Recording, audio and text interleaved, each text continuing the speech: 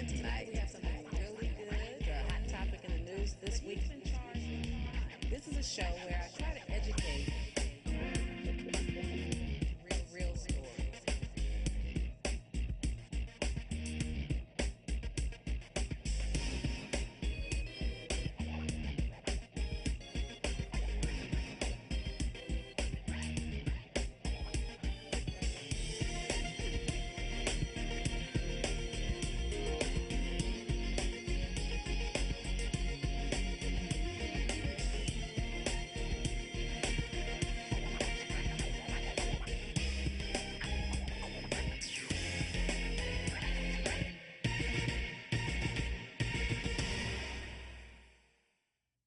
Welcome to Truth and Justice with Vivian King.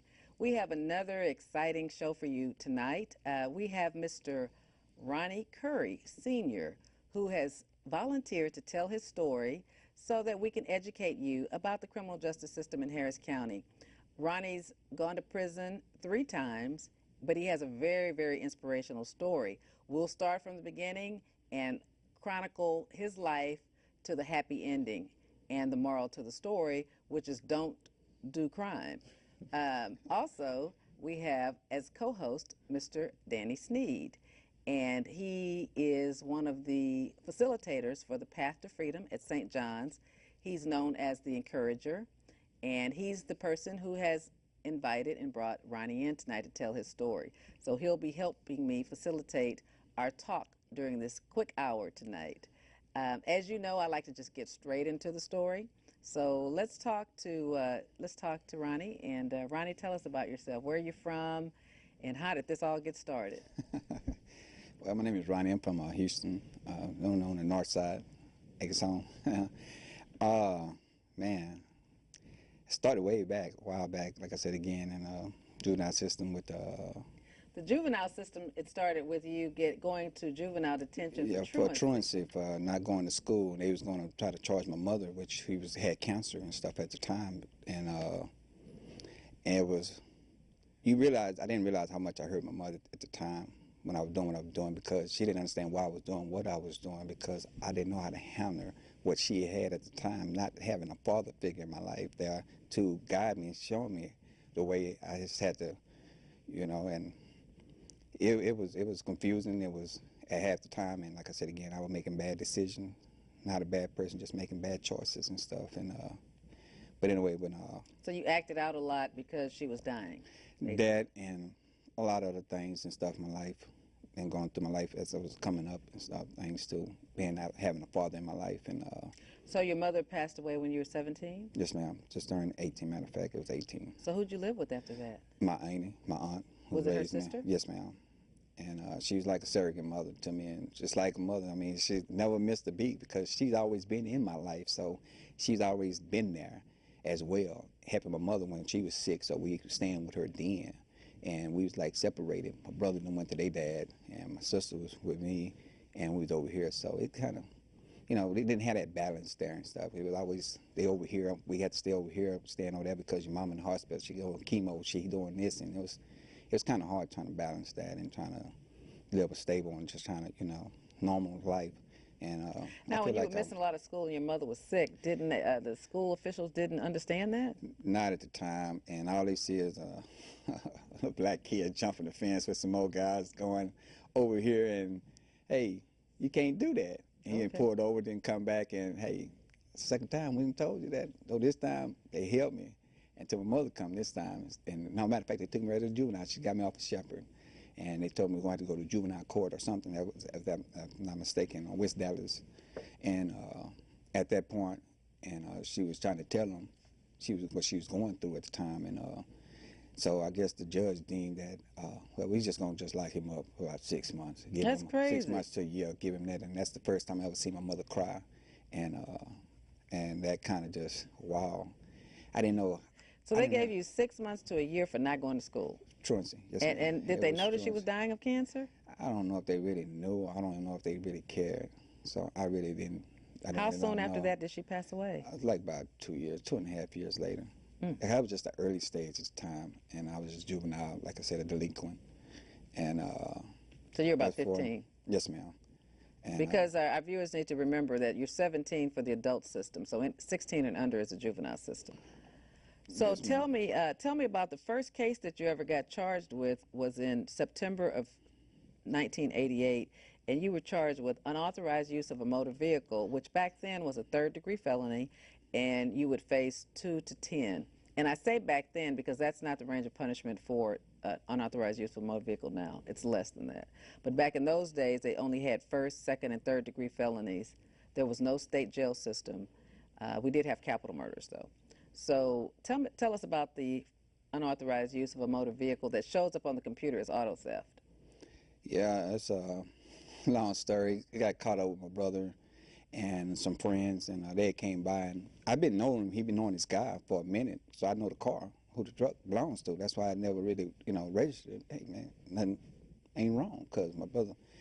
Anyway, make a long story short, I had left that particular day and left with him, and they got into some trouble with some peoples in Acres Home, and guns was involved and stuff, and I got nervous, panic. I don't want to be in the part of it, and my girlfriend already told me, right, no, go with your brother, don't be leaving with them, don't be messing with them. They not right. They not, you got a job. They don't. They young. They don't care. And I didn't think about it at the time. I just wanted to hang with my brother, them, just kick it, and didn't know it was going to end like that there. They were going to end like that. It was like, wow. So at the time when they got up out the car, I got up under the wheel of the truck. It was a Blazer. And I said, man, I'm finna go. I'm getting out of here. And they thought it was a joke, laughing. But anyway, I was serious, man. All I knew was 45. I know how to get back over to where I stay at to get away from all this. And before I know it, I just thought it was like a dream. I said, man, I'm tripping. Since they closed the whole little yard down like this in the middle of town, and I just realized they got it closed down because it got a police on that end and police back here got it closed down. They looking for y'all. And I didn't snap to that. Wow. I seen all these cops say, oh, Lord, oh, man, I found myself in the situation. I was explaining to him, put your hand on the wheels and everything. I was explaining, I know who the guy is. I said, sir, we got the keys. I know who he is. He live on Ferguson Street, sir. So you knew whose car it was? Yeah, well, I knew the dude. I knew the person. But so who do you think reported it stolen? His wife did. That's why I say he haven't been home in 2 or 3 days. So basically, there's a husband and wife that own a car. He's now become a crackhead back in the 80s. Yes, he's on drugs. Yes, he's on drugs, and he's letting y'all use the car. Rent the truck to her. That's where they have a rental, and she was missing, calling for missing for him, a crack rental. A crack rental, and so, but not to you, but to somebody else in your group. To my brother and your brother. So you know the car. So you. I was like, wow. So you don't think it's any big deal, but yet she's reported it stolen. Stolen. We don't know this. We didn't know this at the time until. So you get caught driving the car. So because you haven't been authorized by the seller, by the owner. They say you didn't have the owner's consent, and that's what they. Let me ask you about this. So you go to jail for the first time, September '88. You're about 22. How old is your brother at the time? Well, you're 21, they was like 18, almost 22. They was 17, 18, okay, 17. So they was younger. Okay. All right. So did you bond out, or did you have to stay in jail? I had stayed in because I didn't have the money for the bond and stuff. Because remember the first time was my cousin, because he had a rental car. Mm-hmm. I was talking about the first case. And the rental car at the time, and that's how I got the. It didn't no probation. It was like a PR bond. You can go out on your own recognizance. Mm-hmm. So that's how I walked. But being that come back with the same kind of case, they had to hold me this time because of the first one was, okay, we know we won't kill Well, let me make sure I understand you, Ronnie. I want you to tell me about the first unauthorized use, then the second one. Okay, so which one is the first one? The first one was unauthorized with my cousin, Kenman, with the rental car I was using one night. And they know who they wanted. I didn't realize he supposed to be returning it back, but he didn't. But he had rented it to me. And I went over to a young lady house in Fourth Ward. And I was wondering why this record truck kept on watching. Like, it's been all day. What is wrong? I ain't think no more about it. But I was going to find out eventually later on when I'm riding down the street downtown. I'm hearing police sirens from all over. And I'm like, man, there must be something going on. But that record truck still following me. And it hit me. Oh, man, I hope. Sure enough, right by Foley, I'll never forget that. Shoot, shoot, shoot, shoot, shoot. Oh, man.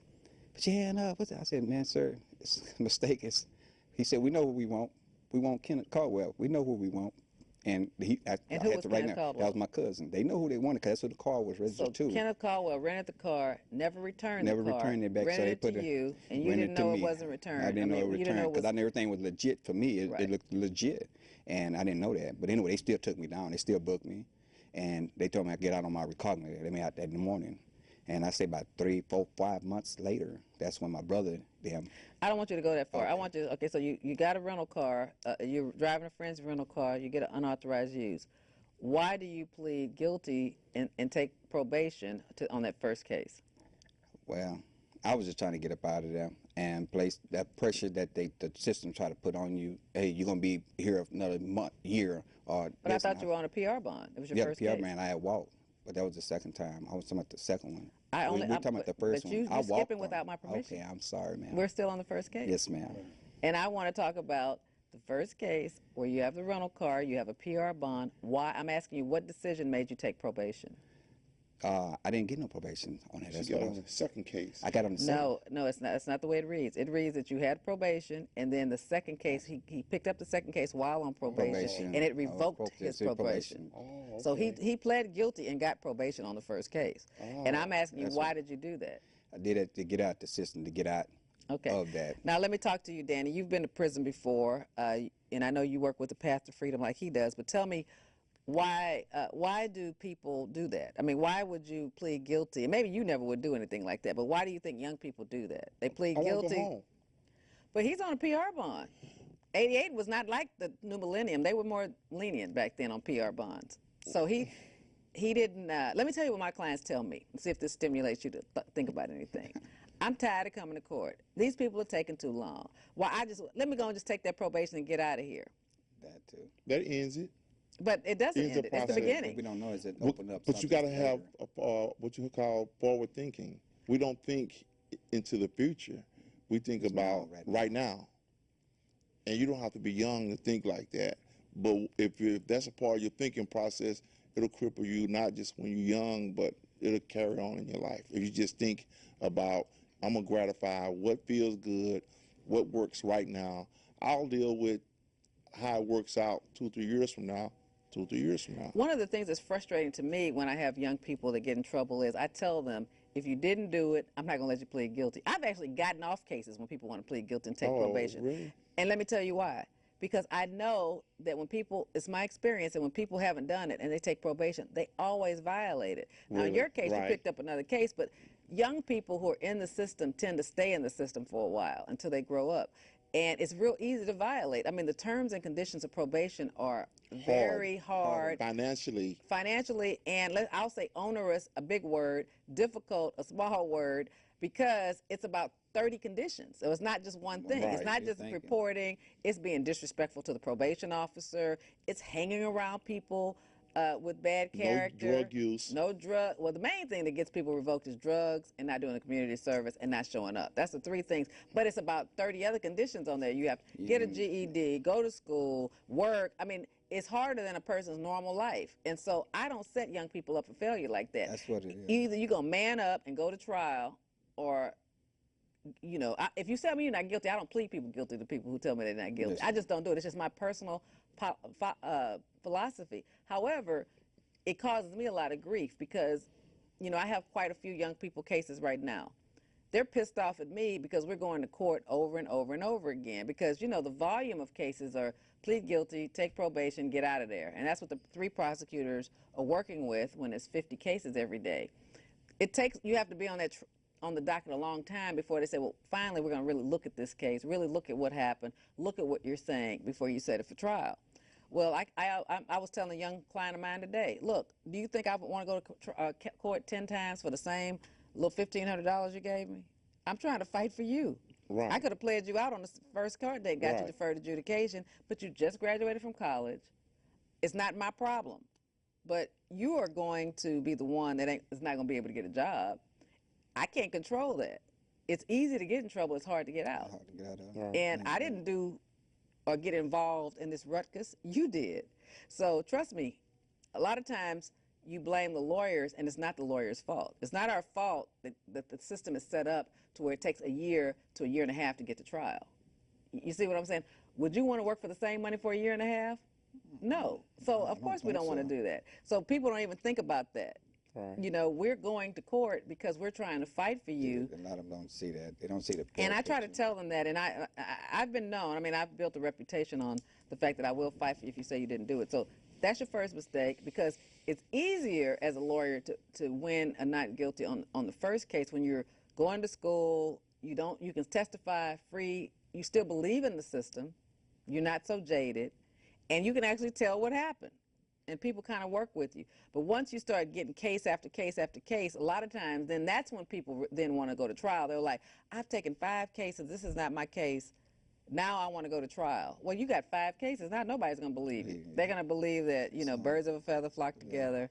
You just haven't rehabilitated yourself. It's not a lot of lawyers that will tell a client that. So well, that's what makes this job difficult, because they don't believe me, and they talk noise to me like it's my fault. Like the person I was emailing with today, I was like, okay, you got involved in this ruckus. Now I'm gonna fight for you to the end, and I believe in you, and I think you were justified in what you did, but I can't speed up this process. So if you want to take deferred adjudication, let me say this: sometimes I will let them take deferred adjudication if they just keep being mean to me. But I will write it down. I will warn them. I will have a counsel with their parents, and I've counseled with her parents already. But if you want to cut your losses, I will let you do that. Every now and then I will do that, because they're not going to want to pay another lawyer in this case. So every now and then I will let them do it. She's not going to do it, though. Okay, so you got 2 cases. One's revoked, just sent you to prison in '89 when you got the second one, when you were using the dope fiend rental.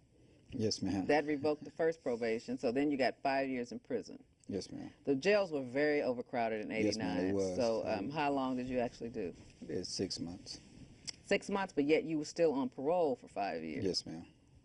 Okay, and then in September 26, 1990, you picked up a possession of a controlled substance less than 28 grams crack. Back then, every case under 28 grams was a second-degree felony, which is 2 to 20 years. In your case, it might have been 5 to 99. But that's not the law right now. What is it now, Ms. King? Now the law has been broken up a lot. Because in 1990, the jails were overcrowded, that's when they created the state jails. State jails were created September 1st, 1994. And that's when we, instead of having first, second, and third degree, we created a 4th degree felony, which are state jail felonies. And the idea that the legislators had was, we will separate the nonviolent offenders, put them in state jail, where it's 6 months to 2 years, no parole system, so we won't be using all those resources to put people on parole. And so just the real violent habitual criminals can go to prison and stay a long time. But of course, the district attorney's office, the police didn't like that. So every year they went and tinkered with that state jail system. They went and made habitualized state jails when it wasn't like that at first. They tried to tag it on to add a lot of time. But what they did was, in '94, anything under a gram was a state jail felony. And under a gram, we'll remind people a gram is a sweet and low pack. Anything under, because a lot of those crimes are just crack pipes, and to me, crack pipes, residue. Yeah, and residue is trash. And residue is trash. It's like people are keeping the pipe so they can get another rock to put in the pipe, but there's nothing in the pipe. And the difference between the crack laws and the marijuana laws is, for marijuana, it has to be a usable quantity. For crack, it doesn't, and crack is always a felony. So if you catch me with some marijuana residue or seeds or something, that's not a crime. It has to be a usable quantity. It has to be something that's measurable. Oh, okay. But for crack, it doesn't have to be measurable. Yeah. They can just hit that little dye pack, see some blue, and the chemist, all the chemist has to do is just see that the residue is in this on my cell phone. There's residue on it, then I'm in possession of under a gram, and it's a felon. But if it was some seeds from marijuana, it wouldn't be a crime. Wow. Because it's not a usable quantity. That can be changed. But that's what the law is. And in the 70s, marijuana was a felony. So, man creates laws, and laws can change. And that's something I remind my young people all the time. So let's go back to you. In 1990, you got possession of a controlled substance under 28 grams, which was the catch-all category back then, a second-degree felony.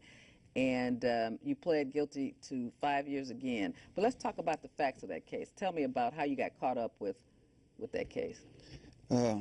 That day, it was a crazy day.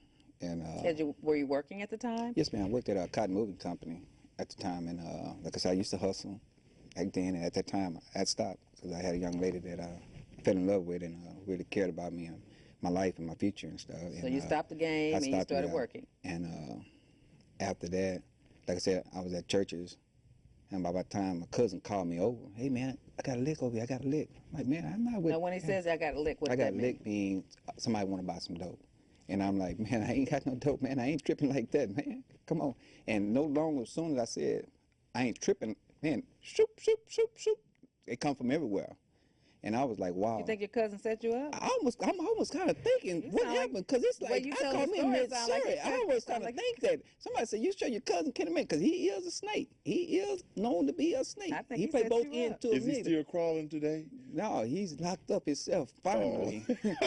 Finally now, everybody else go to jail except this man. He's the biggest criminal, but he never go to jail. I never figured that one out. I said, something ain't right. Why does this dude keep going home, keep getting out of everything? But we young. He's from California. He's advanced, ahead of us. We slow down here in Texas, I guess, to him. And man. So wait a minute. So you get off work, your cousin calls you and says, "I'm about to hit a Man, lick." I got a lick. You say you don't Call me have over. anything. I said, I don't have nothing. But then he asked you to go to Church Chicken for him? No. I come from churches. I was on my way from churches with my old lady. And when Kenny Man called me over, I didn't know what he wanted. And I said, hold up, baby. I gave him chicken. So by the time I walk over to Kenny Man, he said, say, man, this dude want to. I said, oh. I said, man, I ain't got nothing, man. You tripping. And no, when I say I'm tripping, that's when laws come from everywhere. And so, cause I think they had their whole place was staked out. I think task force or something. They got the jump out boys, they called them back then. And they had his whole places up under surveillance, the whole Irvington Village as projects, as you want to say. And at that time, I just at the wrong place at the wrong time. That's what the officer told me. You're at the wrong place at the wrong time. After they pulled me over, the man told me, you can go. They said, no, you come on back here slick. One officer told me go. And the other one told me come back. He said, no, you come here slick. So I feel like this man had a vendetta, had something, it had to. He said, no, you, matter of fact, no, you finna get in the car. I was like, oh. I said, are you serious? I said, sir, what am I in charge with? What have I done? I ain't been charged with nothing. He just hit me in the car. And after like 10 minutes seemed like forever. When you trying to just go on about your business, it seemed like forever when you being detained for something you didn't do. I ain't did nothing. I ain't got nothing. What did you, the man just searched me down. He just told me, go on about my business. You tell me come back. So I'm in the car. I'm thinking, well, okay, let y'all do what y'all got to do. So I'm sitting back in the car just relaxing. Next day, no man come here, who's selling the dope? I said, who's selling the dope? What you mean, who's selling the dope? I don't know who's selling no dope. He said, yes, you do. You know it's a dope corner. What did you do? I think you delivering. I think you trying. I said, sir, I ain't did nothing. Sir, do you have anything on me? What you doing? I said, but sir, that's check studs. I work for Cotton Moving Company, sir. You can call my boss. What you doing with that page? I said, sir, that's to keep in touch with my son, who happened to live right over there in apartment 54, sir. I don't have no reason. That's the purpose of me being over in 2901 Fulton today, sir. I guess I was in too intelligent for him or what. I don't know what it was, because I was dressed clean, conservative. I don't know what it was. I don't know. It was black. I don't know.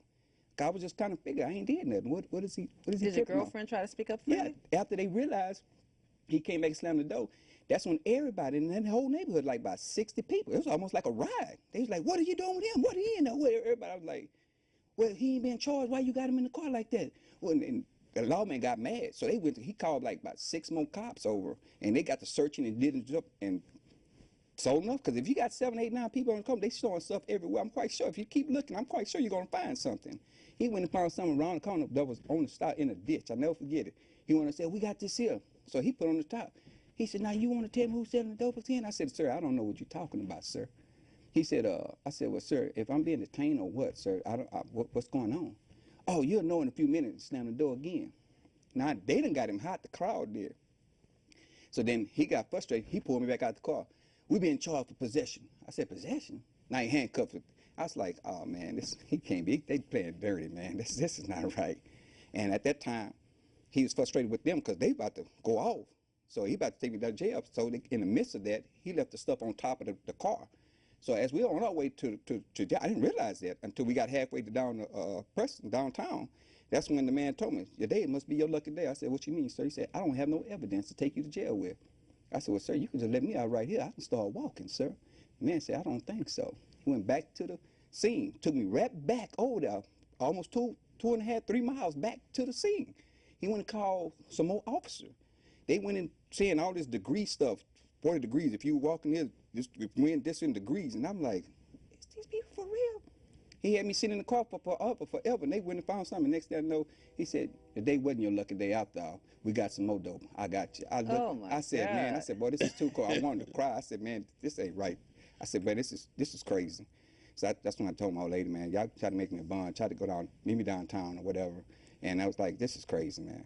And I was heartbroken. I mean, the system, I'm like, man, if I did a crime, if I was doing something wrong, I can understand, I can accept that. But this, this is crazy. That was 2 times, and this man still, and I was like, wow. But Oh, that's cold. He was so adamant at the time. Like he was just, we're gonna take somebody to jail. You going? And it was just like that. Cause like I said again, if you roughed up 2 dope fiends, 2 crackheads and stuff, I'm quite sure you catch him with a pipe who's buying the drugs, and you tell him who's selling the dope. You trying to tell him you going to jail, or if you don't tell him he's selling the dope, and guess what they tell him? Yeah, he the one that sold us the dope. That's under duress, man. You make somebody give you that admission under duress, sir. You gave them like it's either you or him, and guess who he gonna be? That person in the car who ain't did nothing. But I didn't realize I didn't get that story till later on, after I was in trial, and I went on. I took the time. I was like, man, I just want to get up out of this here. I just want to leave. Why'd you take the time? You took That's 5 after years? them. I got the 5 after going to trial, and they tried to bring up the. Did you actually go to trial? Yes, ma'am. I went to. Yeah, I did. I set it for trial. Pick a jury? You set it for trial. We set it for trial. We set it for trial.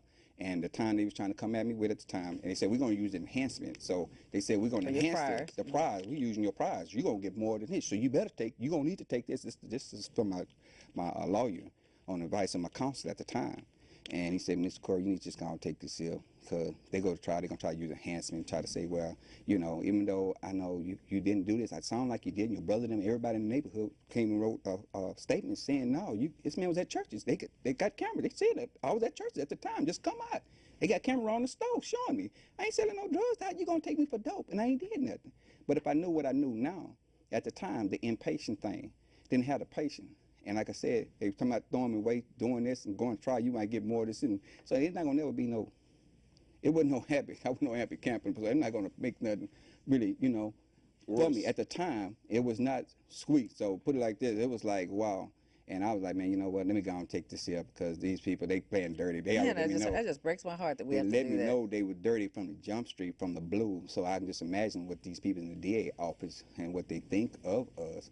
And how they going to the DA's office doesn't really know. I mean, they have really to go don't by. know. They have to go by what the police They're going by the officers say. police report. I get very frustrated with DAs, and when I was a DA, I was frustrated too. But in the DA's defense, they don't know. I mean, if the police officer is writing a report and basically swearing to an affidavit that this happened, I mean, what are they supposed to do? Say you lying? I mean, they don't know.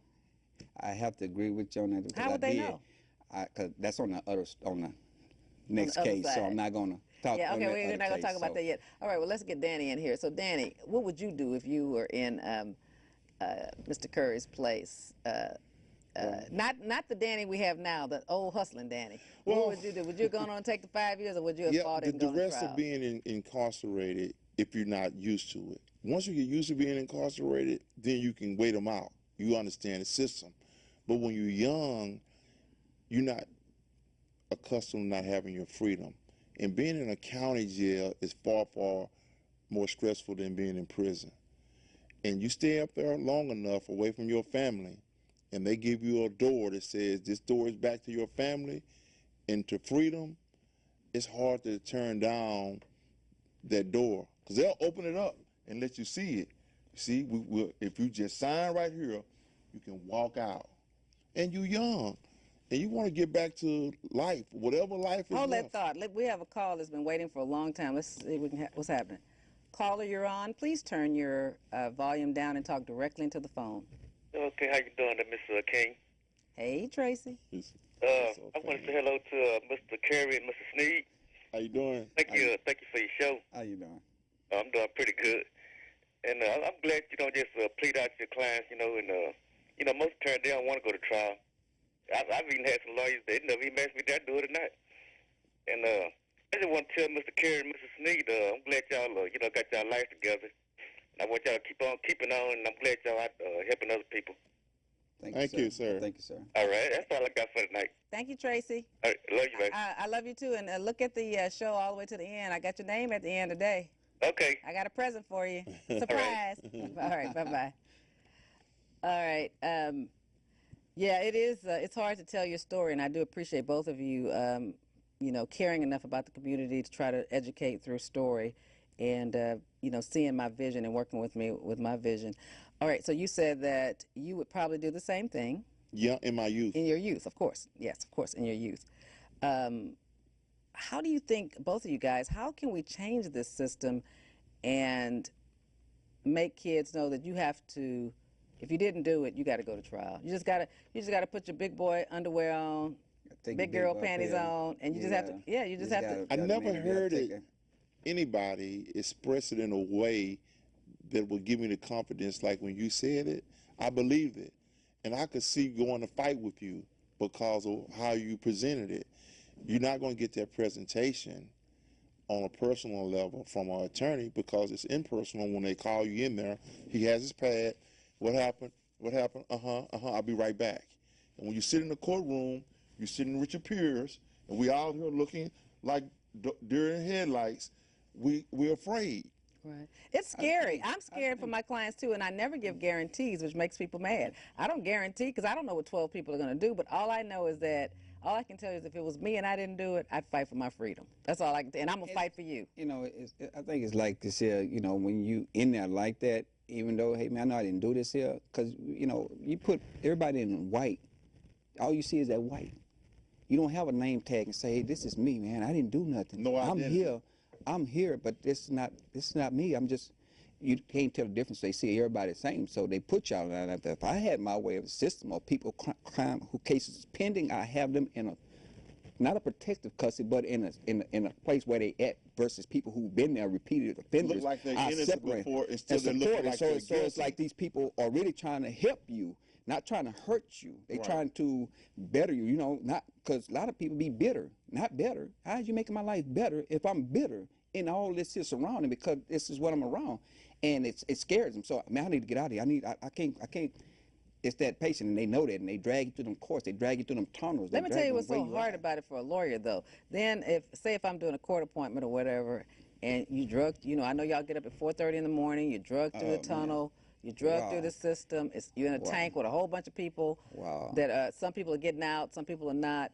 Let me tell you what the most frustrating thing is. We only have a little time to talk. You know, it's a lot of lawyers. It's 3 DAs, and it's just as many people in the audience on bond as it is in the back. So it's not so much that we want to rush you. It's just that we only have a small window to talk to the DA because there's only 3 of them, and they talking to 60 lawyers that day, and everybody's got to do it at 9. And so everybody's in a hurry. But what you need to know about lawyers is that, remember, we're real smart. So all you got to do is just tell us the story one time. But you know, because it's your life and you want more time, you repeat the same things over and over and over. Not you know, when you tell yourself, now look, I didn't do it. You know that rhythm you start to get into, but you're just repeating the same thing over and over again. You know what I mean? And so we cut you off real short because you don't realize that because you're frustrated, and this is your one opportunity to speak. But you have to understand, and what listeners have to understand is that the DAs have to believe the cops. So this is not like a negotiation. You're guilty until proven innocent. You know, they got to go by what they can't call the cops and say, oh, yeah, I just dismissed your case because we didn't believe you. That's not their job to believe the cop or not. Their job is to prosecute the cop's cases. Okay? That's it. And my job as a defense lawyer is to investigate what you said happened. So if you said you had witnesses, my job is to go talk to them. And I have to come up with an independent attitude on, well, I really don't think he did this. And the Constitution only gives you the right to do one thing, and what is that? Go to trial. If you're not guilty, go to trial. And so it's not like there's anything in the middle. Street language wants to put something in the middle. Oh, they can just dismiss it. The only way the DAs are going to dismiss it is if they feel like they're going to lose. It's a weak and case. they feel like the cops are lying. But you can't tell that when they have 2 or 3 hours to talk to 60 people. They have to wait until it's set for trial, and they really analyze it. And they're forced to look at the evidence more closely. To actually call the police and see what he's going to say. And see, does it sound, after talking to him, like, I'm not going to go to court with you. You don't sound believable. Right. That's if they're honest. I mean, some DAs might tell the police what to say. And that's not fair. And let's hope most don't do that. But I have known that to happen. That's not normal, but it does happen. Let's move on to the next and more interesting case. In November 25th of sometime in November or sometime in 1992, because they charged you about 3 different times. So it looked like it was July of 1992 originally. And that one got dismissed. It got dismissed. But it's the same case? No, ma'am. It wasn't the same case. Okay, let's not talk about that one. Let's talk about the one that eventually Mr. Curry gets 25 years and does 15 and a half years. So let's get to that. Well, that one started November the 21st, 1992, 3:30 a.m. that morning. I'll never forget it. But anyway, the case for attempted murder, aggravated assault at the time, which is domestic, which, as you know, is my brother-in-law but I'm just telling you my action, how I reacted. And tell us what made you react that way. Set it up The for us. reason how I reacted was in '91, Mr. Darrell shot me, shot my sister. Shot you? Shot a friend. Yeah, shot your 3 sister, people. Shot 3 people. It started off, he jumping on my sister. They had a fight. That was her boyfriend? Yes, ma'am. They had a fight, and I was called over there. And a guy, before I can get out of my car right now, the guy approached me. Hey, man, look how your brother jumped on your sister. And I jumped on him one-on-one. Told him, whoop a man, not a woman. He want to pull a gun. Told me he going to do something. So, man, I went and got my boys for making it home. We come back. And if he come in my face, I'm going to shoot him. I'm going to do something to him. So I'm coming to you because we want some peace. We don't want no violence, man. We don't want no trouble. He started all this stuff. And we just trying to help Pam. So I said, I understand it because we all grew up together. And they fighting for honor, you know. But anyway, make a long story short, and by the time they was telling me, here come my sister. Oh, what they tell you? And at the time, I said, Pam, I got this here. They tell me what happened and stuff. You know, I don't take sides. And if I know it, he come down the street with a gun. He's drunk. Yeah, he intoxicated. He get away from my girl. He got a gun. He said, man, see, he got a gun. And that's your brother? And he's telling you? He tell me, get away from my girl. Get away from this. And I was like, man, this fool is crazy. So at that time, who am I to tell him do? Oh, put up your gun. I got this. I can't tell him that. This fool is drunk. I already threatened him. I can't do him but get back out the way, and that's what I did. But my sister, she went and grabbed the gun, telling them boys finna shoot you. He's drunk, get back, and that's how the gun go off and shoots my sister. Did she die? That's how she gets shot in the leg. The gun shoots in the leg. It's her boyfriend's gun that shoots her. Shoots her. And at that time, I'm tripping. It's almost like a black and white show turning to color, and me racing with, this fool just shot my sister. This fool just shot my sister. And I reacted. I went and grabbed a gun from him and put it to his head. Oh, Lord. Lord. Pull the trigger. And before I thought about it, and I thought about my freedom, I thought about a lot of things. I said, man, you know what? You're not worth it. You're not worth killing, man. You're not worth shooting, because it ain't like he said and did that. She grabbed that as considered like an accident, or so I was using rational decision making at that time. And before I know it, I gave him back his gun. And by the time I do that, I'm going to see about my sister. And about that time, like I told you, he's intoxicated. I messed up when I gave it back to him. So I think that was my worst. You shouldn't have given him the gun I think back. that was my worst mistake when I gave it back to him. Man, I didn't know it was going down after that. Oh my and God, before what I happened? know it, we walking toward my sister, trying to go see about her. Who's we? Me, him, and some more people. The whole crowd. There's like a bunch of people out there that night because it was. They seen the fight. They seen all this here stuff building up. They just sitting back like a daytime story stuff. Everybody got their chairs and everything. I said, what? At 3 in the morning. I ain't even stripped it. I ain't even auditioned for none of this stuff. How did I get stripped? How I'm the star in this here somebody else's role? And I was like, wow. But anyway, I was going about my sister. That's the time he turned around and say, man, you know what? Y'all shot my girl. Y'all shot my girl. This dude is crazy. He shot her, and he said they shot him. That's how I know this dude's out of his mind. So he started shooting at these dudes. And guess what? He behind me, and guess what? They busting at him, and guess what? They shoot bullets flying. You would think one of the bullets of them would have hit me, but it didn't. It was a bullet behind me. The one that he did had shot me. That's what got me, and hit me on the side. And I was like, wow. Time out, man. Time out. Time out, man. They stopped. I said, time out. I'm shot now. Hold up. I'm shot. Everybody. He done shot the gun. He done shot one of the other dudes, too. Shot one of them in the toe. I didn't know one of them was hit. Isaiah was hit, and I was hit. I didn't know that. Isaiah was hit, but I don't know. I was on the ground. If I know I was seeing, I was like, wow. Losing a lot of blood. I'm like, man, I'm shot. This dude, you on the ground this dude shot. shot me, and I'm trying to be the peacekeeper. I'm the one getting shot. Your sister got shot. You got shot. Somebody else got shot. I said, this dude just having him a day. He's having a field day. Then he had the nerves come, the audacity to tell me, brother, I'm gonna get him. Brother, I'm gonna get him. Who shot you? I'm gonna get him. You doing all the shooting. I said, man. Did he go to jail? No, I said, man, you better get off him over me, dude. How you shoot 3 people and not go to jail? Nobody told on him. Nobody said nothing. But what about when the ambulance came? The ambulance, when they came, after they rushed us off and everything, my brother and everything, it's crazy. I can't get up into that there. It was wild. Yeah, because we got to get to yours. And before I know it, they didn't realize until we got there that Pam was my sister. He said, wow, because the news people, everybody there, because somebody said they just shooting up the whole place, and they had squad there, they had the police, the fire department, everything, news porter, everything. They didn't realize that it was not, I told them, no, it wasn't a ride-by, sir, it was a walk-by. He walked by and shot me. That's what it was. They wanted to laugh. It's like, wow, you got a humor, even with a bullet in you got a humor. And because there was a lot of drive-bys back then. And I was like, no, it wasn't like that. That's what they told me, it was a drive-by, but I told me it was a walk-by. I was telling the officer what had happened, explaining. He said, you know who shot? I said, no, I don't. I don't know what happened, sir. I was out of it. And being at that time, because my sister on the side of me, I got tubes all up and everything else. My sister on the side of me told me I don't do nothing to him. I just show you the tap. That's the magnitude of all black women's with this love, this crazy love stuff. And I'm just like, man, that's my sister. I love her. She knows this dude. So guess what I'm gonna do? All right, Pam. Me like a fool. All right, Pam. All right, Pam. I said, all right. And I sit in the hospital. They didn't know I wasn't going to be able to walk because the bullet was about my spine. I almost paralyzed when they told me my neurologist. They left it there for 8.5 months. And I was like, wow. And I'm thinking, but then 3 days I was in the hospital. It gave me time to think, realize I appreciate a lot of things. And dude that was wrong, from who shot all up, who was paralyzed, who wasn't going to be able to walk no more. And another one had died from his injuries. So I feel like I was blessed. Because it could have been worse because them dudes was shooting at him and all them guns. So I feel, man, you know what? That was my wake-up call right there. That was something at that time. And I got out with a different attitude. Everybody, man, you mess with Ronnie. Ronnie, he going to do you. You don't know his family. He got a reputation. They crazy. You don't mess with them. And I know people had that all planned out. That's how they thought it was story going to end. But it didn't. I got out in love instead of hate. Got out, man, and said, you know, just stay your distance from me, man, because I love my sister. I made an agreement. I told her I'm not going to file charges. I'm not going to mess with him. And that's what I did. And a lot of times you think you're helping people by not admitting what really happened, what really took place, and you really harboring that feeling inside, was suppressed at the time. And I thought I really forgave him. I ain't thinking no more about it. It's all good. But it's hard when you got a bullet on your back and you can enter your spine any day, could be paralyzed any time. And I'm like, man. But anyway, about 4 months later, he did the same thing again. He jumped on my sister again. After he shot her, he jumped on her again. My cousin involved with it this time. My cousin beat him up. My cousin beat him up, and my cousin ended up getting cut. Daryl, when I got my cousin off him, I said, man, Vic, let him go. He ain't worth it. No, he did this to y'all. That's just wrong with y'all. I said, no, it ain't about being weak. It ain't about none of that there, man.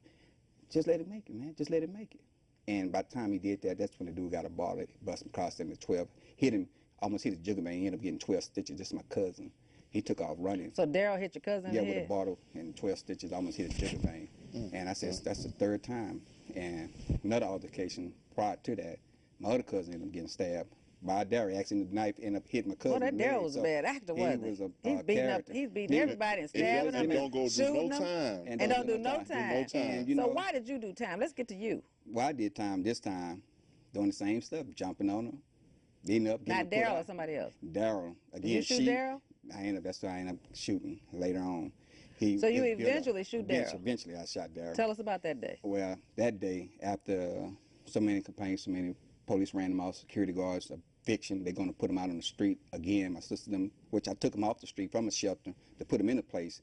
And 5 months later, I think she had got over Daryl. She was still talking to Daryl, communication with him, and didn't know until one day I come home. He's there. I said, well, ain't no one where you can find him. She had to tell him where he was at.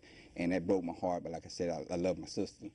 And that's my only sister. And I promised my mother that before she died and stuff, because her family was separated and misunderstanding about property and a lot of stuff. And they were separated. And I said, I'm not going to be like that. But I didn't know love would be like this. See, I didn't know the penalty that I would have to go to, the magnitude of love for her like this, and something that she wouldn't do for me at all. Because that's the last person who wanted to see me. That's the last person who came to see me. That's the last person who even heard from when I was in prison. And it broke my heart, and it broke after it happened, but led up back to the situation. I come home at 3 o'clock because they already had the eviction notice. Told them they can't catch him within 300 feet of the apartments and stuff. And I warned them, hey, man, look, please stay away from my family, man. You're not going to help them, man. Don't hurt them, man. I said, man, it's about these kids, man. I don't care about you and Payne. Y'all can duke it out all day. I don't care, man. Y'all can go step on the bridge. I don't care. But it's these 4 kids that didn't ask to come in. They had 4 kids? My sister had 4 kids. None of them his. Okay. When I said, it's about these kids, man. You know, you didn't see that. You don't know my heart, seeing them in that shelter. And I did what I had to do to get them out of there. You didn't see what I had to do because I love my sister, because I had to do what I did. So I told him, man, I'm not scared of you. I was just scared of killing you. That's it. Don't get it twisted. I'm not scared, dude. I just love my sister, man, and I don't want to do nothing to hurt her by hurting you. So don't take that something weak about me, man, because I don't do nothing to you, because I haven't done anything to you. Please don't do that. But if you cross me again, you cross them kids, and you hurt them one more time, I'm going to get you. It's personal now, man. And I told him that when I seen the eviction, I didn't know that until one night he broke in the apartment. And when I heard him, I got my gun. And that's when I went to Pam. I said, Pam, what? Daryl, that's when she panicked. I said, what he did? And that's when she come tell me. I was like, It's always after He the broke fact. up. He broke into a house. He broke into the house. That's when I found out she had eviction note. I didn't know all this Were stuff. you staying in the same place as Yeah, her? I was staying. I put it like I had my name in this apartment, but I was living on Southwest Side. Okay. I was paying for her place But over you were there. living with your I was girl living somewhere with else. my girl, and I was just happened to stay over there that night, particular night. So With your I think he cousin, just okay. moved in, do whatever he wanted to do. But anyway, make a long story short, that's when I found out he was holding her in the tub. Holding her And down in the tub. and that's why the door was broken. He made it seem like the kids was locked in the restroom. She even manipulated the kids to lie to me to tell me that I was locked in the restroom. Their dad had to kick the door in Oh, to my get in there God. because the kid locked himself in the restroom. And I said, man, then I had to use manipulation with my niece to con her to end up telling me what happened, what's wrong, because mama had him on lock and controlling. And I was like, man, what happened, baby? I reversed psychology on her, and she broke down and told me, don't ever leave us, Uncle. I said, leave y'all, why? He said, Daryl be jumping on mama. He be beating mama up. I said, what? He be doing this? And I'm like, and I said, Pam, and that did it. I said, man, if I catch him, if I see you over here, man, it's on. I'm telling you, I don't want to see him over here no more. I promise. I don't want to see this dude. I don't want to see nothing about him. Anything look like him, man, please don't. And I just, one night I was at my any party, I'll never forget it, November 21st, surprise party. And everything started off just beautiful, but never knowing what that night was going to end. And I didn't know it was going to end like that. And like I said again, a little drink in there, and a little tipsy there, and a little anger there. And I think you get them combination, I think it can be lethal. And I was so, and anger and alcohol don't mix in a gun. And being incoherent and not thinking logically. And the first time I seen his face, and He I seen came him, to the party? Yeah, he was He there. had the He was nerve there. to He's come at to the the party? house. He's at my apartment. He was at one apartment because I was so intoxicated. I said, let me go over here instead of riding all the way home. I got people to drop me off over here, and that's where he was. I He's said, at man, your yeah, apartment. I said, hold up. Didn't I tell you get away? And he got, he jumped ignorant with me. Oh, no. He jumped ignorant. He jumped ignorant with me. I said, excuse me. And I'm telling him, how scared I am. I'm almost crying. I said, man, please leave. I ain't got to go. No, you don't run up. I said, what? You pay for this apartment. And man, I lost it after that. You disrespect me. You shot my people. You stabbed my cousin. You cut this here. Shot you. And shot me. And you do this here in front of my kid, my niece and nephew. Tell me y'all don't run nothing, nigga. You don't tell me what to do. Whoop, whoop. And I said, excuse me. I said, hold up. That did. I said, man, you know what? I'll give you 2 seconds, homeboy. You got to go. No, I got to do. And if I know it, he went toward the room. And I'm not thinking he going toward the room.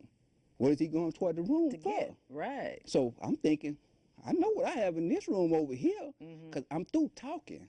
Because now I said, now I know how the universal language that they understand on that level. I'm through talking. I try to talk, negotiate, plead with you, help you. I'm not going to hurt you. I help you if I hurt you. I get away from you if I feel that's going to be, you know, and I thought he'd seen all that. I kept showing the picture. I kept telling him, man, if I know it. He upset. No, he's crazy. Let me take that back. He's crazy. And he's going to a and room now and you don't I'm know the what one he's upset. going for. And Right. I go get my gun. And he come out the room. Next thing I know, I shot him. And that's how that ended. And before I know it, I realized what I did. But it's funny because that few seconds, they say you have a few seconds to think in there of your action before that gun, before you squeeze that trigger. All I seen before the pressure was behind it was how he hurt my family, how he did us, how he did me, and how he did everything. But when that bullet come out after you shot him, all I can see is what I did to him. Right. Therefore, by the state, he become a victim. See, we was the victims at first, but when I shot him, he become the victim. And I caused this. And before I know it, I was sedating him. I called the ambulance and called the law, sedate him till the ambulance came and rushed him out to the ambulance with him. They was surprised when they was trying to think it because it was a Spanish guy that was at the apartment, happened to been there waiting for me. And when the commotion, he bust off running. So they was looking for a Hispanic guy who had did this. They didn't have no idea I did this. And they was like, wow. And then I said, sir, you're going to have trouble finding who you look for. He said, we know we look for is Hispanic. We know we're going to get him. I said, no, sir, you don't understand. I said, I shot him. Man looked at me like, are you all right? She went to my old lady and asked her. She said, I don't know what he told you. And it was shocking, I guess, shocking to him. I guess I was calm, cool, calm, and collect because what had happened, I didn't understand. I didn't want happen what happened, but it happened. And I had told him, and he was like, oh, I'm just going to take you down for public intoxication or something. That's what I think he told me, PI. And I think it's back of that police car. I come to realization after that had happened. I had to talk with God. I had to really admit that. That's what I was talking. Another time I'd be calling my money, worrying about, oh, I got money coming in. I got this. I'm going to get this. It's like something was lifting off me at that time. It's like I was dead. And for some reason, some back of that police car, I was alive for some reason. I guess there was a spiritual man came alive then after that physical man, me, that was living destructive, which was headed down that world of destruction. Even though the situation had happened, how it happened, but what led up to it happening, but it's transformation, why it happened, and after it happened. I think I tell people in my testimony, I tell them, it didn't start in the jail, it didn't start in that, it started back of the police car, man. I had to talk with God, and I was like, man, forgive me. Whoa, viewers, we're going to take a break because he got 25 years for this. He pled guilty, took 25, because he's at the 25 to life, 3 strikes you're out. I don't really quite understand why he took 25 years, but he did, and he did 15 and a half years. I see I have a caller. I'm going to stop and take a call, and then we'll try to finalize this, because it's actually our time is going fast. We have about 9 minutes. Wow. Please turn your volume all the way down on your TV and talk directly into the phone. Okay. Sounds good. How are you doing today? Fine. How are you? Good, good. What are we talking about? Thank you for calling. And anyway, so let's talk about. So you go in the police car, and tell me, why don't you go to trial? Why did you choose to plead guilty? I didn't plead guilty at the time. No, I was going to trial. But you didn't. I was taking the trial. Went all the way up to almost trial day. After 2 years, after sitting there for 2 years. Oh yeah, you did. Yeah, because I see that you pled guilty in '94, June of 1994. So that's like 2 years That was later. 2 years. I was fighting it for 2 years, and I was just getting tired. And like I said, I was just getting tired. And I knew to the magnitude of the lawyer that I had retained a lawyer, David DeSimler from Westheimer. That's a lawyer that I retained at the time back then. And the name that's on the computer says David McCormick. David McCormick. I'm sorry. I'm thinking DeSimler was another attorney out at Pote guy. Okay. David McCormick.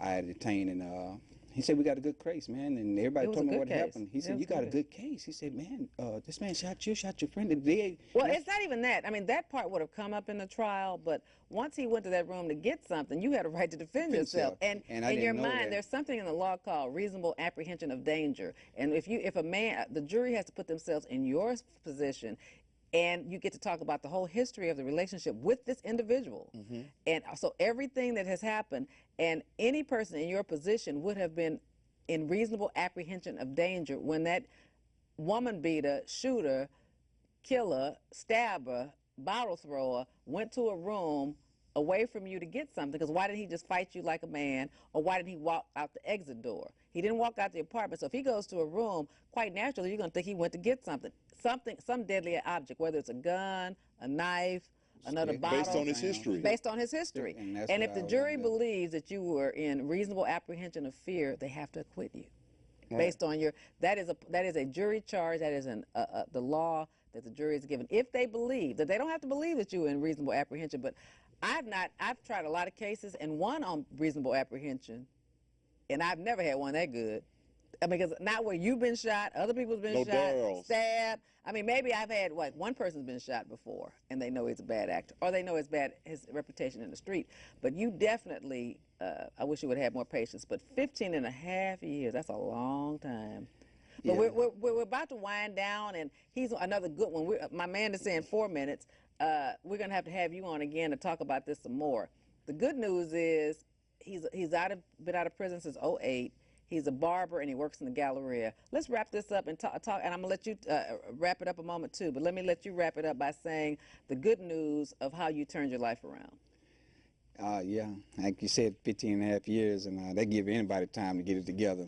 You either going to come out straight or you're going to come out crazy. And like I said, again, I was not making a plan on getting out, but I've been making plan on staying out. I still got excited about staying out, not getting out, because a lot of people get out and they go back. And I didn't want to be a part of that no more because of my past. I've been through that revolving door, and I made a promise to God. I made a promise to myself and my mother if she was still here. And not only that, God blessed me while I was in prison. And when I say blessed, he restored me back with my dad after 35 years being estranged. I finally found my biological father came to visit me. Somebody had got in contact with him as I've been praying in 2001 2001 about this, and it came to pass in '05. Me and my dad renamed it back to me, and I didn't realize I'd be paroling to the same man. I didn't know all my life I'd be paroling to this man house. Oh, you paroled to him? Wow. I paroled to his house, and he took me in, and we was like strangers. But after that, we became best friends. And not only that, this man looked just like me, and I was wow. Or maybe you look like him. Yeah, I look like him. Okay, let's put it like that. And I wonder where I got the most nice charms from. And look, but my daddy, he's a beautiful person. And once we got to know each other, I'm just saying that's what God can do in restoring. Once you change your life and once you change your situation, you change everything around. And I trusted him and sustained. That's what sustained me through the whole time I was there. And the good news is you work with the Path to Freedom at St. John's downtown. Yes, ma'am. And you now minister to people in prison. Yes, ma'am. I didn't realize from serving time you be going back and serving people, which is a big difference to go back to prison to serve people instead of serving time. And like I said again, that's one of the biggest plus that I enjoyed doing, going back to minister to the other people that was there where I once was at, and that they can get out, they can live a free life if they choose to be free in here. And once you get your life right, in order, in spite of all these obstacles and all these things, these people setting us up for failure to get out, go to this program, go to this college, go finish this in prison, and you get out. It ain't worth the paper that it was on, and that broke my heart. And I knew then, because I was already preparing for that. Because I said, they setting you up for this here. They setting you up, man. You better have a backup plan. And I did have a backup plan. A backup plan with God. And I was so mad, frustrated at the work source place, that I stormed out of that, threw them the cue card and said, man, y'all tripping behind the $10 cue card to no avail, and no, I'm not getting nothing out of this, sir, and beat me down for nothing. I said, man, I'd rather walk. And that's what I did. I walked, and while I was walking, went on a corner, seen some people at a moving thing and got their number, and I ended up getting hired like a week later after this program. I walked a couple more blocks up United Way, and I told the lady my story, my situation. Miss Lott, I'll never forget her. And I told her my situation, and she said, we want to help. And we will help, and they did. They gave me $650 pay for all my tools, materials, and everything at this job, and I never looked back from there. And that's when I met other brothers from Path to Freedom with Pastor Chisholm and them, and I was telling them my testimony, how I just got out of prison off this bus with this red bag and number the cue card, and these people saying they had a job for me, and they give me the runarounds, and they beat me up. It's like beat me up with the experience, bring me down to that level and beat me up with the experience. And I said, how can I win? And you started telling me, you trying to tell me I need to go back to prison. That's what they're telling me, and I'm telling myself I'm not going back to no prison. Thank you for your powerful testimony. We have 1 minute, so I'm going to let Danny wrap it up. I'm sorry, Danny. He had such a long, powerful story. That is fine. I'm going to let you wrap it up for me. Thank you Well, so much for your great story. Well, first of all, I want to thank you, Ms. King, for allowing us to come on the show. And just like Truth and Justice is created to raise awareness, community awareness of what's going on in the justice system. Path of Freedom is also here to raise awareness of the challenges of people getting out of prison. So if you know somebody that's getting out of prison, has just got out, please try to get involved and get connected with the Path of Freedom Ministry located at St. John's downtown. We're all members of St. John's, and we're proud of the job that Pastor Rudy Ramos and Pastor Juanita is doing in the ministry. Again, I just want to thank you for the opportunity to co-host with you. Ronnie, you did a great job. I'm proud of you, brother, and I'm proud to stand with you and help give back instead of take back from society. Today we're assets and not liabilities, and I'm proud of that fact. You did a great job, man. Proud of you, brother. All right, they're telling me to wrap it up. So thank you so much for watching, and we'll bring you another great story next Wednesday. Please watch Truth and Justice with Vivian King at 6:30. Thank you.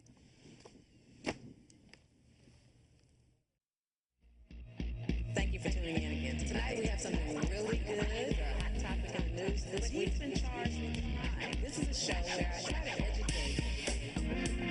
educate.